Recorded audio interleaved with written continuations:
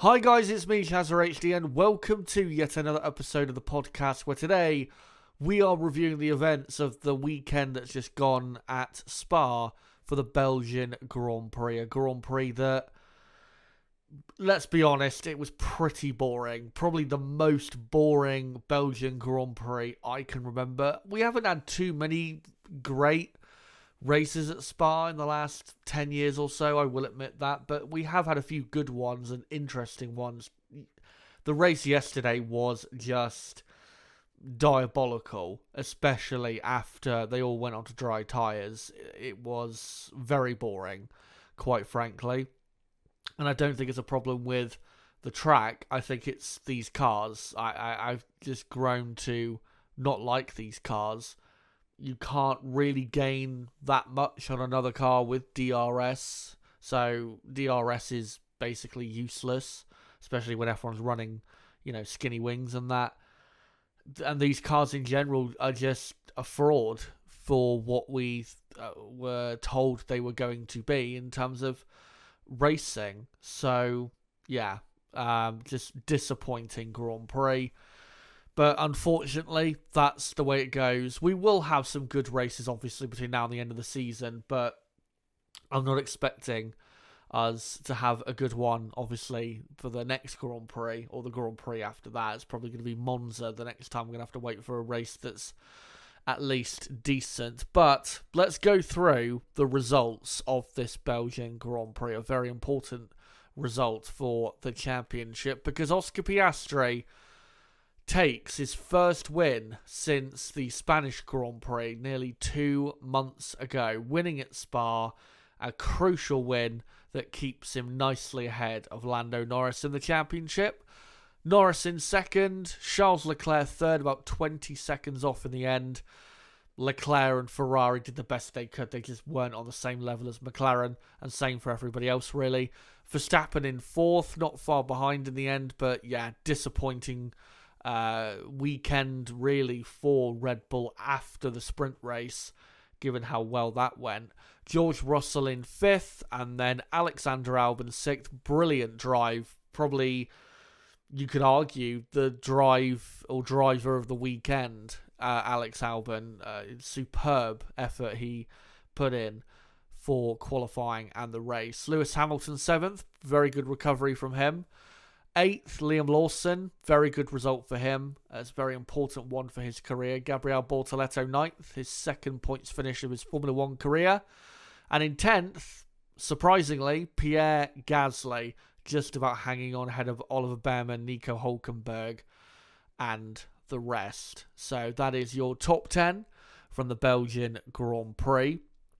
Let's now go on to how that affects the championship standings. Up top, Oscar Piastri now 16 points clear of Lando Norris. Piastri has 6 wins for the year, Lando on 4. So Piastri just eking out ahead of his teammate Max Verstappen in third. Verstappen definitely out of the championship fight. He's way too far behind, especially in a car that's significantly off the pace of the McLarens.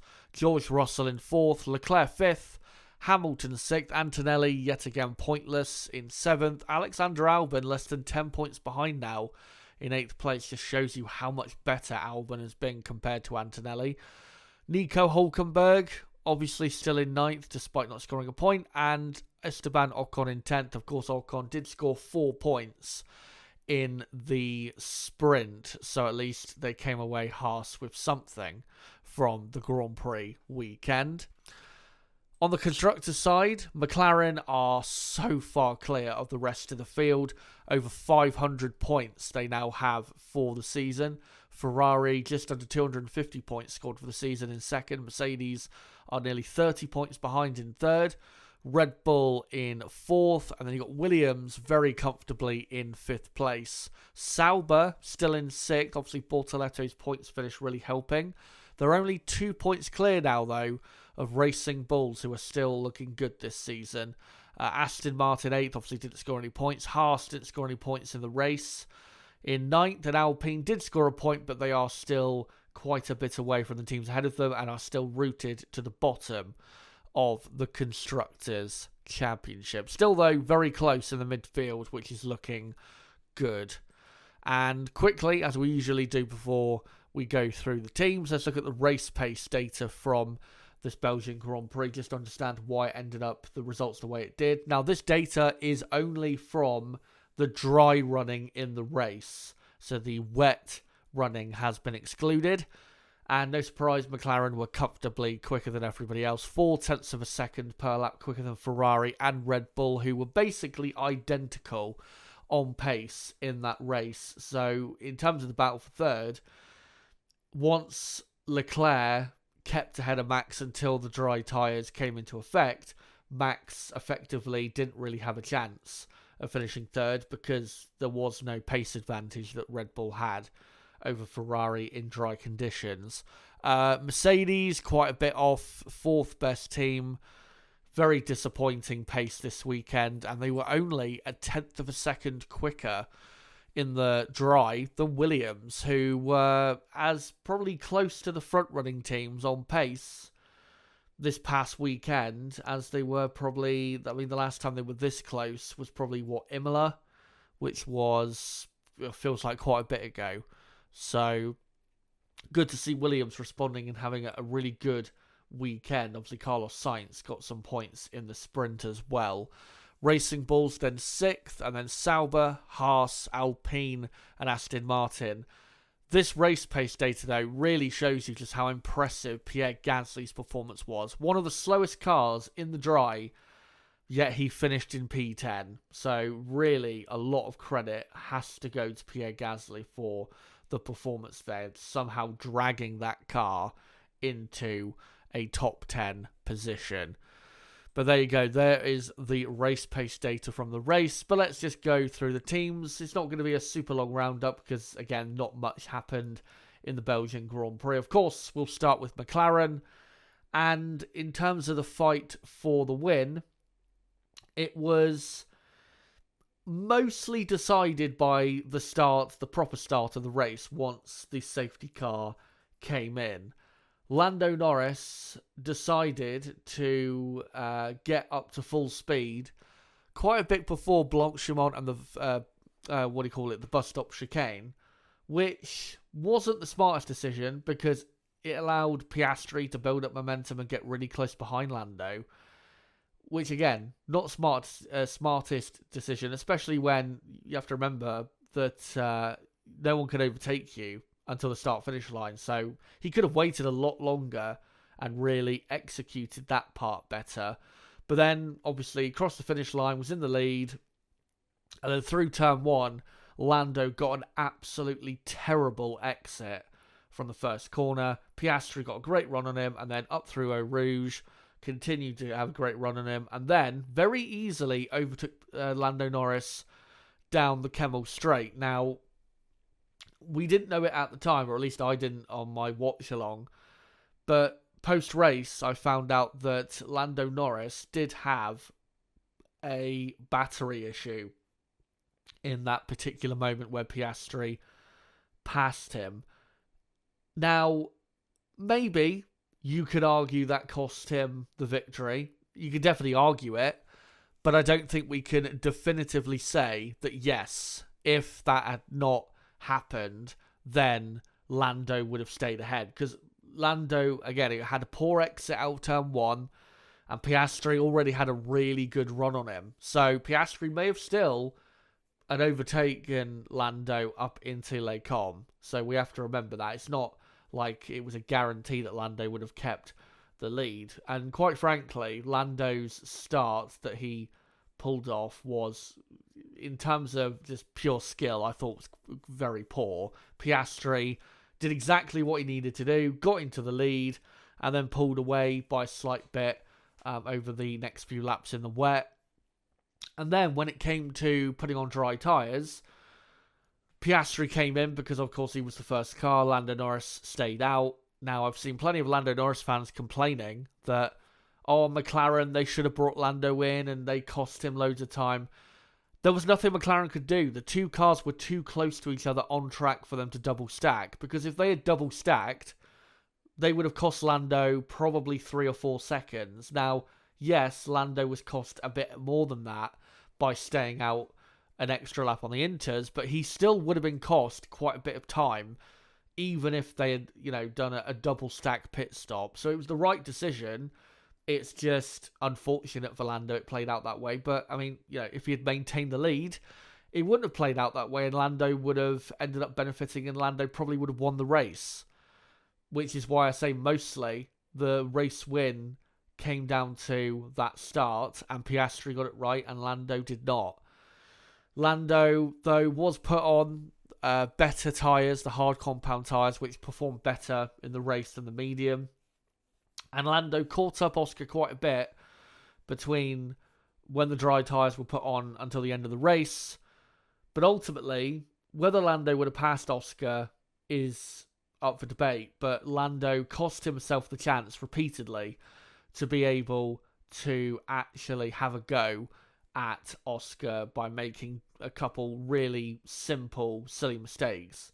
At turn 10, going off and costing himself about a second, costing himself another second, going deep at La Source, the first corner. So you can't sit there and say, well, it was all McLaren's fault. Lando, performance-wise, did not perform as well as Oscar Piastri in that race. And Piastri, as far as I'm concerned, thoroughly deserved to win that race. Lando, I wouldn't say Lando proved, but I think this race proved why I'm very confident that Oscar Piastri is going to win the Drivers' Championship, because in a race situation, in most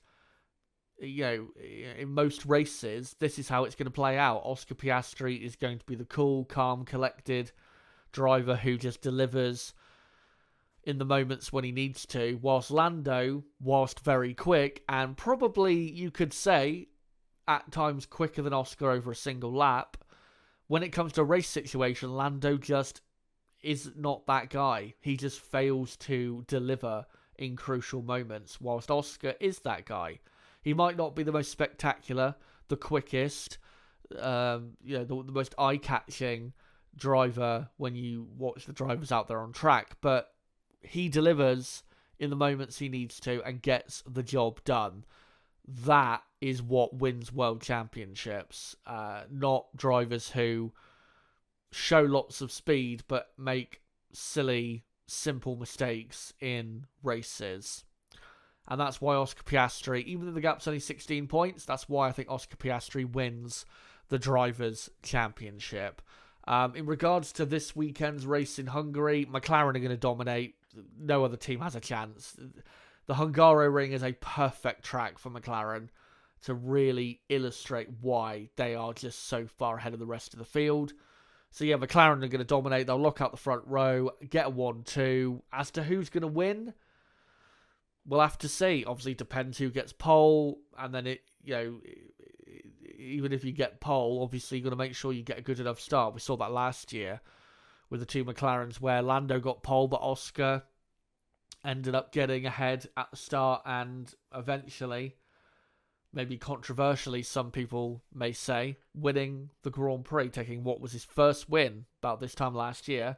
And now Oscar has 8 wins in his career and is heading for, quite possibly, a world championship. But yeah, McLaren are going to absolutely obliterate F1 this weekend. Whether it's dry or wet, it's irrelevant. McLaren are going to roll around Budapest and take us into the summer break with yet more domination. That's clearly illustrating once again, as they have done in the last 3 Grand Prix, that their car is easily the best on the grid. Next up, I think we'll go on to Ferrari, who had a topsy-turvy weekend. The first day and a half of the race weekend was not good. They looked quite far off the pace. There were handling issues with the car that were quite evident. And yeah, in the sprint race even, they showed really not a lot of pace whatsoever. They were quite clearly slower than Red Bull in the sprint. But between the sprint and qualifying, clearly Ferrari made improvements to the balance of the car. And that's what helped Leclerc, or allowed him to get into a position where he could get into third place. And in terms of the race, it's Leclerc's defence against Verstappen in those early laps on the intermediate tyres, which is what ended up winning Leclerc third place in that battle. Because in the dry, as we saw, Ferrari and Red Bull were bang on the same pace. But in the wet, that Red Bull was, I think, pretty clearly a lot quicker than the Ferrari, which still struggles in wet conditions. So yeah, great drive from Leclerc on the podium for the third time in a row here at Spa. Did the best he could. But again, Ferrari not anywhere near the pace of McLaren. And even though I think they will win a race before the end of the season, it is still going to take some effort to be able to fully pull that off. And the team and driver are going to need to be at their absolute best to get that done. So yeah, great job by Leclerc and Ferrari on the podium here at Spa. Lewis Hamilton obviously had a mostly poor weekend. Yeah, the race was a lot better, and he performed a lot better, on race day, but did not help himself whatsoever in the previous, parts of the weekend, qualifying so poorly in the sprint qualifying, the actual qualifying, when he could have maybe been in that fight for the podium, if he had not qualified so horribly on Saturday. So, not the greatest weekend for Lewis Hamilton.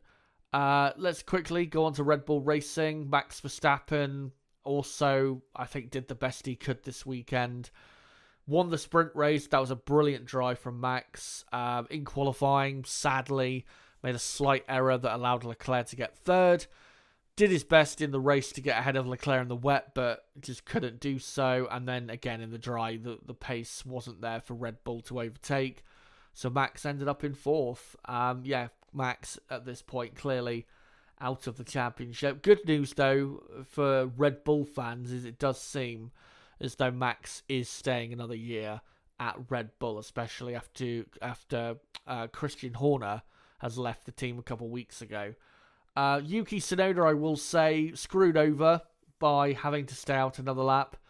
And I did go back and look at the onboard from Tsunoda at the moment where he had to stay out. And yeah, it was a miscommunication. The team told him to pit too late. And he had already passed the pit entry when they had told him to pit. So yeah, Tsunoda being cost by that. Because in the wet, his pace wasn't great, but he was easily running in the top. Top 7. So Tsunoda could have definitely finished in the points quite easily had it not been for having to stay out that extra lap, which is what ruined his Grand Prix. But yeah, Red Bull, not a great weekend. And coming into this Hungarian Grand Prix, it's going to be, I think, a similar weekend here in Hungary to what we saw at Spa. McLaren are going to dominate, and then it's going to be a fight for third between Leclerc, Hamilton, Verstappen, Russell, and that fight for the podium will probably mostly be decided in qualifying on the Saturday. So we'll see what Max can do. We know how great he is at the Hungaroring, but there are other drivers also that can be pretty quick around this circuit. Russell, Hamilton especially. So yeah, we'll see whether Max can be on the podium for the Hungarian Grand Prix. Hasn't been on the podium since Canada, and has only had, since that win at Imola, he's only had one podium finish. So yeah, it's been quite a poor season for Red Bull since then. And lastly, we'll finish up with Mercedes-Benz, who had a very quiet weekend. Sprint, qualifying and race was terrible. Qualifying, they tried their best. They put a very low downforce setup on, and they were very quick in the high-speed parts of the track, but in the middle sector, they were literally 1 second off the pace, which was very costly for them to be able to fight with even Ferrari and Red Bull. Russell did the best he could, finishing in P5, even though he wasn't that much far ahead of the Williams of Albon. He did the best he could. Disappointing weekend for Mercedes. I did expect more. I thought they would be, in qualifying, at least in that fight with Leclerc and Verstappen for third. in the race, I wasn't expecting them to be on the podium, but I thought they would be, not far away. But they were comfortably quite a bit away from the podium. So, yeah, disappointing weekend. Mercedes, I think, are even inquiring themselves. I saw some news that apparently back at base, the team are having discussions as to why has the pace of the car fallen off so much in the last few races, because since that win in Canada, they have been pretty slow. In Austria, they were miles off the pace. Silverstone, they weren't miles off the pace, but they were the slowest of the front four teams, and then had a pretty disastrous race. And then here at Spa, looked more like a midfield team than they did a front-running team. So, yeah, Mercedes have definitely got work to do if they want to even just get back onto the podium. Something I think they can do this weekend in Hungary, but we'll see whether they can actually show an upturn in form compared to these last 2 or 3 races or so. Again, shout out to Alex Albon, Liam Lawson, Gabriel Bortoleto, and Pierre Gasly finishing the points, especially Alex Albon. What a performance from him. But yeah, this Belgian Grand Prix was pretty boring. In terms of the weekend in general, it was a pretty boring weekend. Nothing really happened that was of note, to be honest. And yeah, we move on to the Hungarian Grand Prix in Budapest, this weekend's race, which is the final race before a 4-week-long summer break. And I can announce that for this weekend's race, I will be doing a qualifying watch-along, but I will not be doing a race watch-along, even if it's a wet race, because I'm expecting basically no overtaking and McLaren to absolutely dominate this weekend. So that's why I will not be doing a race watch-along this weekend, but I will be doing a qualifying stream, because qualifying is normally the most important part of the Hungarian Grand Prix weekend. So I will be doing a qualifying stream. Make sure to join me for that. 90 minutes I'll be going live before qualifying begins at 1:30 p.m. UK time. So join me for that. And even though I won't be doing a race watch along, this time next week there will be a podcast reviewing whatever happens in the race in the Hungarian Grand Prix. So make sure to come along to that if you want to hear my thoughts on the Hungarian Grand Prix weekend, and especially the race. Then, of course, after that, we'll get into the summer break content. But guys, thank you for coming along for this podcast episode reviewing the Belgian Grand Prix. And until my qualifying watch-along this weekend, and until my next podcast next Monday reviewing the final race before the summer break in Hungary, it has been me, Chazza HD. Goodbye.